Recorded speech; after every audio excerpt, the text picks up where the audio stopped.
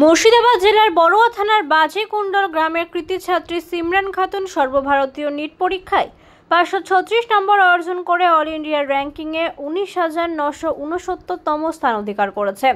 তার এই অসাধারণ সাফল্যে গর্বিত গোটা এলাকা। এই সাফল্যের স্বীকৃতি স্বরূপ এসআই বড়ুয়া ব্লকের পক্ষ থেকে আন্তরিক শুভেচ্ছা এবং অভিনন্দন জানানো হয়। এদিন তাকে উপহার হিসেবে পুস্তক, ঈদ সংখ্যা, সংক্ষিপ্ত পরিচিতি এবং পর্দা বিষয়ে গুরুত্বপূর্ণ বই প্রদান করা হয়।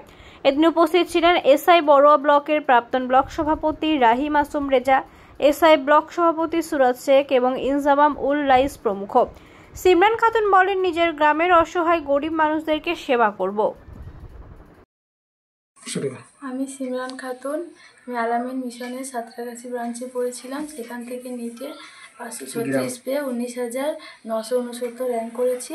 এখন আমি ভবিষ্যতে ডক্টর হতে চলেছি এবং ডক্টর হয়ে নিজের গ্রামের সমস্ত মানুষকে দেখব, গরিব মানুষদের সেবা করব এবং আমি এসআইও সংগঠনের কাছ থেকে এরকম শুভেচ্ছা সংবর্ধনা পেয়েছি।